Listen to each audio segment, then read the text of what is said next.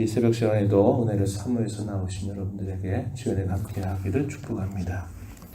이 창세기 42장의 내용은 요셉이 옛적에 약 13년 전에 꾸었던 두 가지 꿈이 있었어요. 그 꿈 가운데서 첫 번째 꿈이 실현되는 과정을 본문은 잘 우리에게 보여주고 있습니다.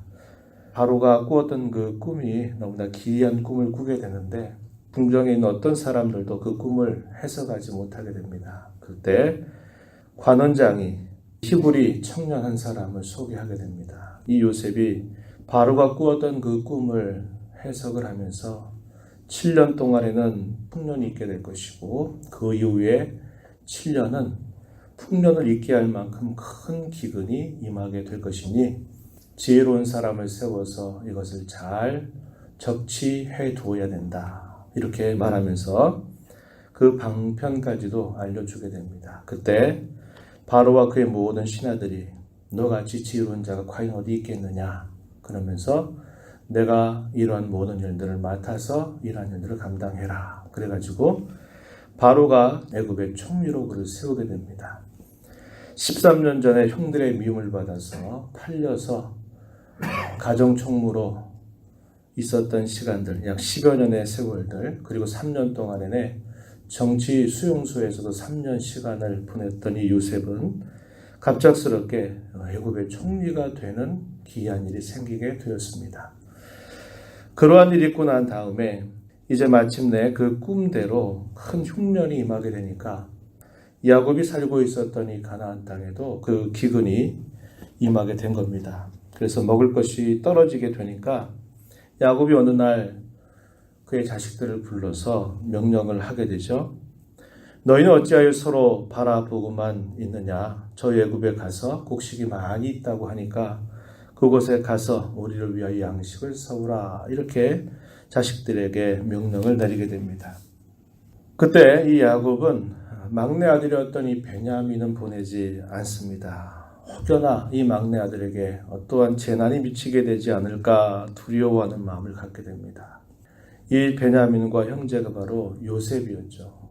야곱이 특별히 마음에 두었던 자식입니다. 그래서 이 베냐민은 보내지 않고 10명의 아들들이 이제 돈을 가지고서 먼 길을 떠나서 애굽을 찾아가게 되었습니다.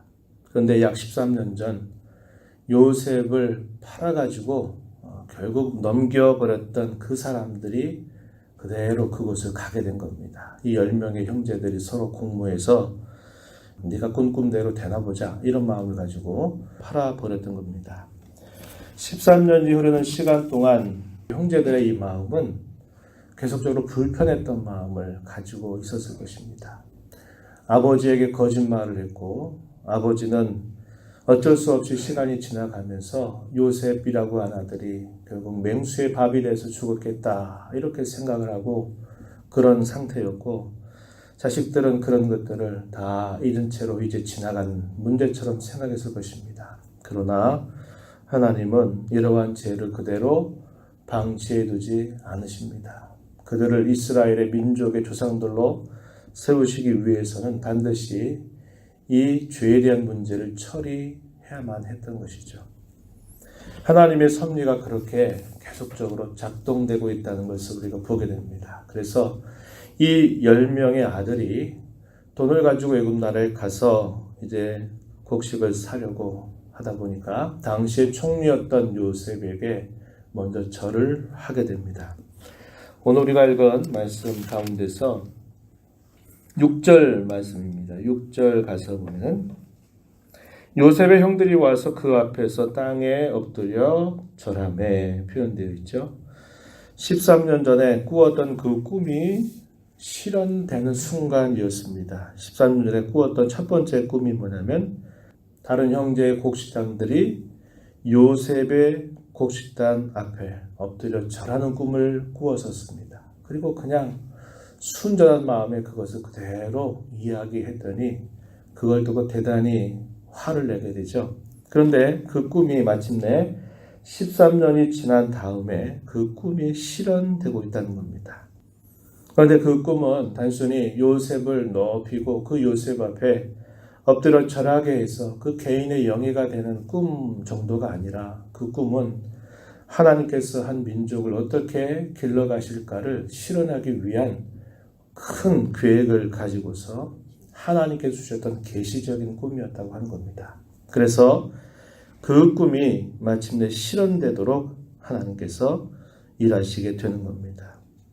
이러한 꿈이 요셉에게 주어지기 전에 또 오래전에 하나님께서 아브라함과 언약을 세우시면서 내 백성들이 이방 땅에서 객일해서 거기서 4대 만에 돌아오게 될 것이다.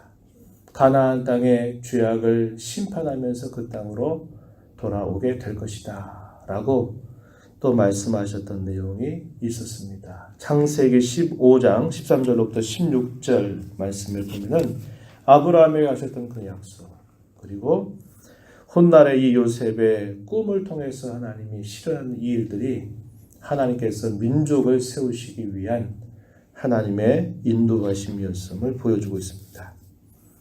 요셉은 그들을 정탐꾼으로 봅니다.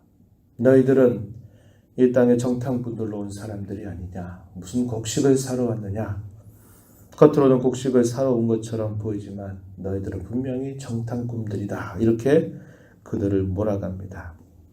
그의 형제들은 대답하죠. 아닙니다. 우린 절대로 그렇지 않습니다. 우리는 곡식을 사러 왔습니다.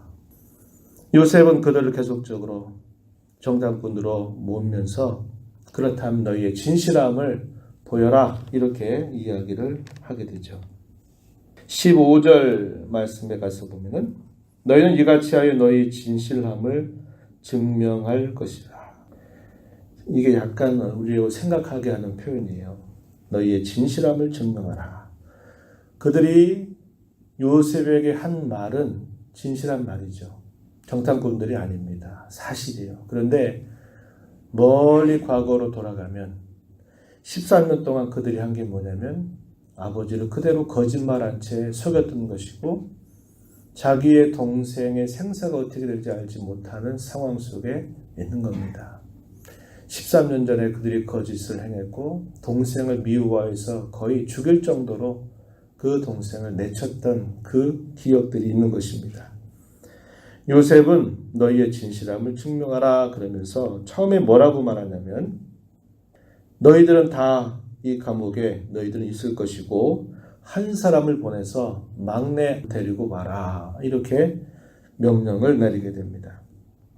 그리고 3일 동안 감옥에 가두게 돼요. 이 3일이라고 하는 시간은 많은 것을 생각나게 했을 겁니다. 왜 우리가 이렇게 우리 말을 믿지 않고 우리를 정탐꾼으로 몰아서 감옥에 가두었을까? 이게 무슨 일일까? 이런 생각을 했던 겁니다. 요셉도 형님들에게 바로 말한 게 아니라 3일이라고 하는 시간을 보내면서 그도 많은 생각을 했을 거예요. 얼마든지 과거의 일들을 두고 보복할 수 있는 기회가 주어졌지만 이 요셉은 자신을 어떻게 하나님께서 인도해 오셨는가를 살펴보고 생각해 보았을 것입니다. 그리고 3일이 지난 다음에 요셉이 했던 말을 좀 번복을 해요. 다른 말로 바꾸게 됩니다. 18절 가서 보니까 그 형제들에게 이렇게 말하죠. 사흘 만에 이렇게 말합니다. 나는 하나님을 경외하노니 너희는 이같이 하여 생명을 보존하라, 이렇게 말하면서 너희 형제 중에 한 사람만 여기 볼모로 있게 하고 막내 아우를 내게로 데려오라, 이렇게 말을 바꾸게 되었습니다. 요셉도 하나님 앞에서 어떻게 할까 생각을 했을 것입니다. 이 형제들은 3일 동안의 감옥 생활을 통해서 까맣게 잊어버렸던, 그러나 마음 한켠에 늘 죄책감을 가지고 있었던 그 문제가 이제 두드러지는 것을 경험하게 됩니다. 이 요셉 앞에서 뭐라고 말하느냐. 21절 우리가 아우의 일로 말미암아 범죄하였도다. 그가 우리에게 애걸할 때 그 마음의 괴로움을 보고도 듣지 아니하였으므로 이 괴로움이 우리에게 임하도다. 3일 동안의 시간을 감옥에 보내면서 도대체 왜 이런 일이 일어났을까 의아해하면서 곰곰이 생각해 보니까 옛적에 우리 동생을 그렇게 했던 것이 이제 막 마음속에 일어나게 된 것입니다. 이러한 그때의 그 죄에 대한 벌이 아닐까 이런 마음이 일어나기 시작한 것입니다. 그때 르우벤이 그 동생들을 향해서 이렇게 말하죠. 내가 그때 너희에게 그렇게 하지 말라고 하지 않았냐? 왜 내 말을 듣지 않고 그렇게 했냐? 결국 우리가 그 결과를 지금 당하고 있는 거 아니냐? 그러면서 화를 냅니다. 그런데 이 요셉은 그들의 이야기를 다 듣고 있는 거예요. 자신들이 잘못한 것을 생각하고 있다고 하는 면에서는 이 요셉이 들을 때 괜찮지만 여전히 또 화를 내고 핑계를 대면서 하는 이 형제들의 모습을 보면서 안타까운 마음, 그리고 또 한편으로는 이제 형들이 그것을 잘못인 줄로 알고 있다라는 것에 대한 감격스러운 마음이 교차하는 그런 상황이었을 것이다. 이렇게 볼 수 있겠습니다. 요셉은 그 말을 듣고서 그 자리를 잠시 떠나서 울고 다시 그 형제들 앞에 돌아와서 말합니다. 그리고 그 형제들 가운데 시므온이라고 하는 사람을 볼모로 잡아두고 그들에게 돈을 받고 곡식을 내어줍니다. 그리고 먼 길을 떠나갈 때 필요한 양식을 함께 주면서 그의 종을 시켜서 그들에게 받았던 그 돈을 그들의 자루에 몰래 다시 집어넣게 한 것입니다. 이제 양식을 사고서 막내 동생을 데리러 와야 되겠다 이런 마음을 갖고 떠나오다가 여관에서 쉬고 있는 중에 보니까 자신의 자루에 다 돈이 있는 것을 보고 깜짝 놀란 겁니다. 너희의 진실함을 증명해내야 된다라고 말했는데 분명히 돈을 주고 샀는데 그 돈이 다시 자루 안에 있으니까 그들의 마음이 심히 두려운 마음이 생기게 된 것입니다. 그리고 아버지를 찾아가서 있었던 이 일들을 자세하게 아버지에게 말씀을 드려요. 30절부터 33절까지 말씀을 쭉 드리게 됩니다. 그러면서 그 말을 들었던 야곱 그리고 그 말을 하고 있는 아들들 두려워하였다 표현합니다. 35절 가서 보면요. 각기 자루를 쏟고 본즉 각 사람의 돈 뭉치가 그 자루 속에 있는지라 그들과 그들의 아버지가 돈 뭉치를 보고 다 두려워하였다 이렇게 말합니다. 만약에 그들이 공명정대하게 분명히 자신들이 주었다는 것을 확신했고 그랬다면 마음이 이렇게 두려운 마음이 없었을 것이에요. 그런데 동생에 대한 그런 죄책감들도 함께 휩싸이면서 이게 어떻게 될까? 그 총리를 또다시 볼 수 있을까? 이런 두려움에 깊이 휩싸이게 되었다고 하는 겁니다. 자식들은 요청하죠. 막내 아들을 데려가야 된다고 말하지만 아버지 야곱은 요셉도 이미 없어졌고 시므온도 볼모로 잡혀있는데 베냐민까지 가게 된다면 이 베냐민까지도 빼앗기게 된다면 어떻게 되겠느냐? 난 절대로 보낼 수 없다. 이렇게 말을 하는 것입니다.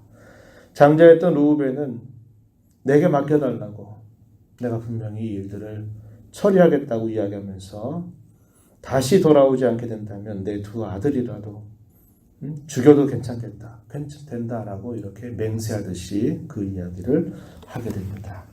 이게 42장의 내용이 이렇게 쭉 설명이 되고 있어요.